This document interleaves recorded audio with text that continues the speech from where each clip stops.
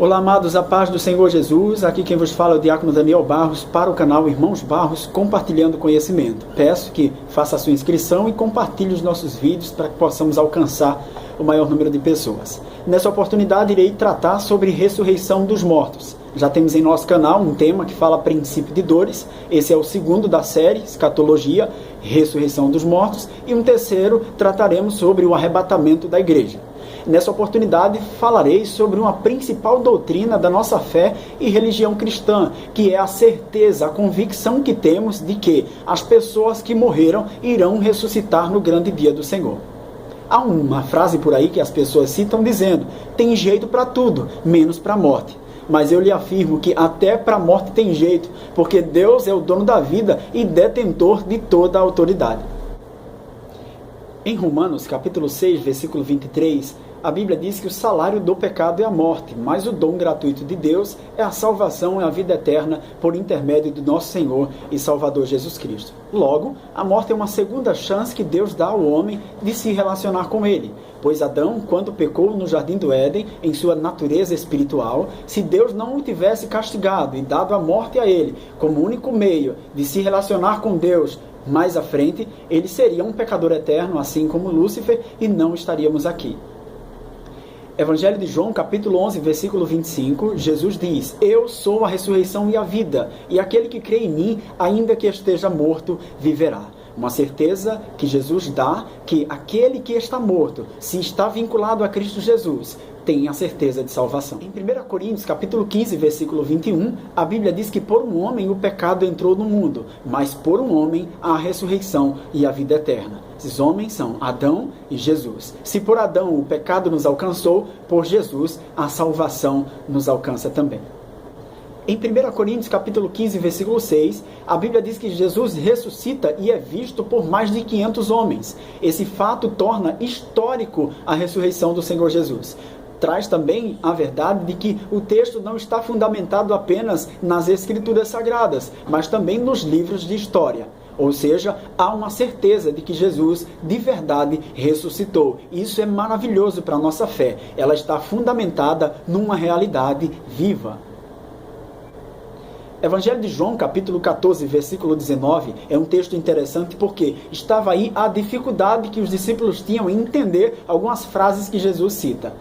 Jesus diz: um pouco e não mais me vereis, mas vós me vereis, porque eu vivo, e vós vivereis. Jesus está fazendo um prenúncio da sua morte e ressurreição. Ele está dizendo que vai morrer, que as pessoas não o verão por algum tempo, mas que vai voltar e garantirá vida para aqueles que seguem a Ele.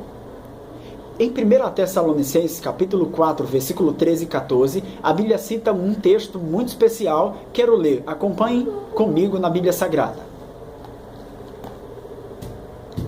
Não quero, porém, irmãos, que sejais ignorantes acerca dos que já dormem, para que não vos entristeçais como os demais que não têm esperança. Porque se cremos que Jesus morreu e ressuscitou, assim também Deus tornará a trazer, mediante Jesus, os que com ele dormem. O texto fala que Paulo diz aos irmãos que não sejamos ignorantes a respeito desse assunto. Temos que entender e que estar preparados a respeito da doutrina da morte. Claro, ninguém está preparado para perder um ente querido, perder alguém da família. Não falo de luto, falo de preparação no que diz respeito ao conhecimento dessa doutrina e a estar certo de que Deus é o dono da vida. Em Apocalipse, capítulo 1, versículo 5, a Bíblia diz que Jesus é o primogênito dos mortos. Significa dizer que ele é aquele que adentrou as entranhas da morte e saiu de lá para nunca mais voltar para lá. Jesus foi aquele que morreu, ressuscitou e não tornou a morrer, como alguns irmãos que morreram, ressuscitaram e depois tornaram a morrer. É a semelhança de Lázaro e da filha de Jairo, por exemplo. Jesus é aquele dono da vida, que se entregou, deu a sua vida, mas tornou a tomá-la no momento adequado. 1 Coríntios capítulo 15, versículo 19, a Bíblia diz: se cremos em Cristo Jesus, somente nessa vida, somos os mais miseráveis de todos os homens. Está aí a certeza que temos que ter na doutrina da ressurreição. Há uma vida após essa, e esta está em Cristo Jesus, nosso Senhor. Em Romanos capítulo 8, versículo 1, a Bíblia diz: portanto, nenhuma condenação há para aqueles que estão em Cristo Jesus, que não andam segundo a carne, mas segundo o Espírito. Jesus garante vida eterna e salvação para aqueles que têm uma vida pautada no que ele prega, no que ele ensina, nas suas verdades. Em Hebreus capítulo 9, versículo 27, a Bíblia diz que ao homem cabe morrer uma única vez, vindo depois disso o juízo. Isso vem a desmistificar uma heresia falsa que prega que o homem pode morrer e depois tornar a viver na terra em uma outra vida, numa outra personalidade. Isso é a mais pura mentira. A Bíblia fundamenta a vida do homem numa única vida, vindo depois dessa o juízo. É a certeza que temos de vida eterna deve estar fundamentada somente em Cristo Jesus. Em 1 Coríntios capítulo 15, versículos 51 ao 57, está, meus irmãos, a maior promessa no que diz respeito à ressurreição de mortos e a certeza de que nosso corpo tricotômico será transformado em um corpo glorificado. O texto diz: nem todos dormiremos, mas todos seremos transformados. Ante a última trombeta, pois a trombeta soará. Os mortos ressuscitarão incorruptíveis e nós seremos transformados. Porque convém que isso que é mortal se revista de imortalidade, e isso que é corruptível se revista de incorruptibilidade.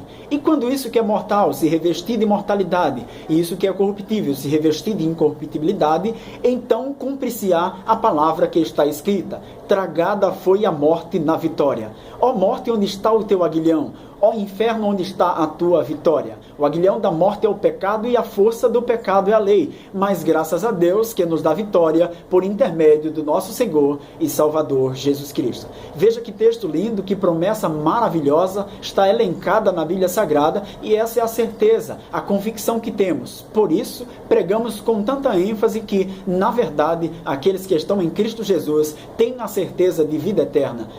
Vivos ou mortos, não importa, Deus é o dono da vida. Em Apocalipse capítulo 20, versículo 13, a Bíblia diz que o mar dará os seus mortos que nele haviam. Significa dizer que não importa a forma pela qual a pessoa morreu.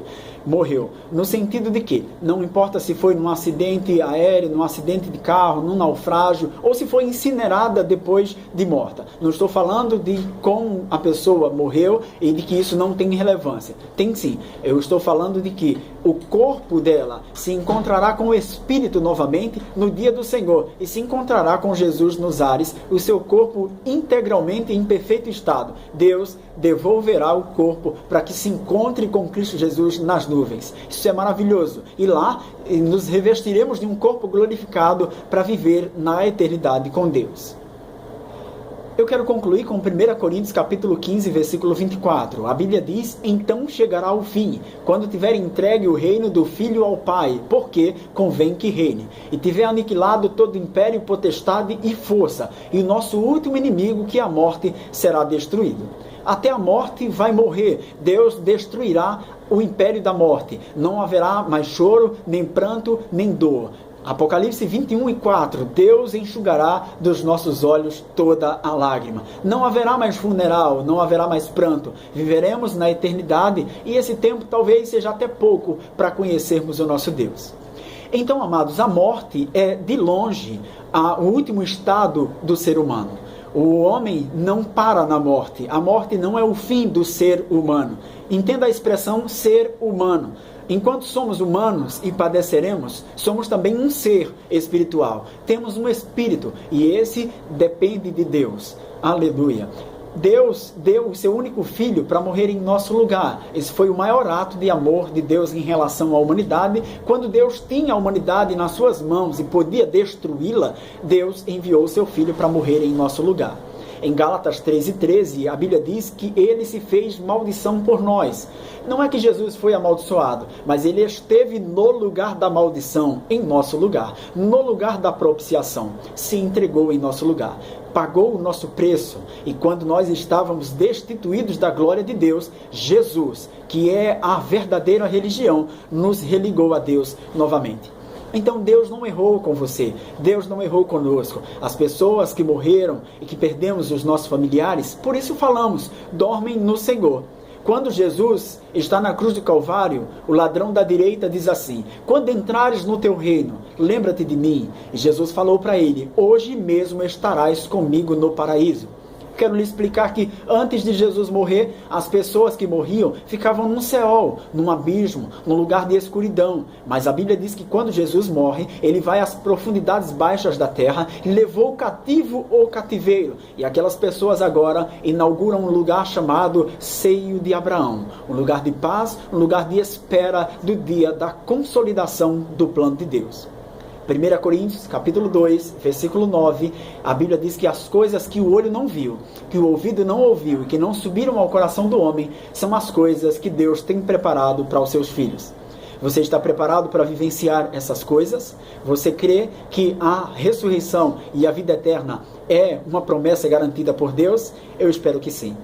Que Deus abençoe sua vida. Compartilhe esse vídeo com alguém que já perdeu um ente querido, por exemplo. Com certeza essa pessoa vai gostar, vai sentir mais esperança, vai ter a certeza de que quando Deus consumar o seu plano, nós nos encontraremos novamente com os nossos familiares e seremos uma única família em Deus. Fica com Deus, fica na paz do Senhor. Muito obrigado. Até o próximo vídeo, se Deus quiser.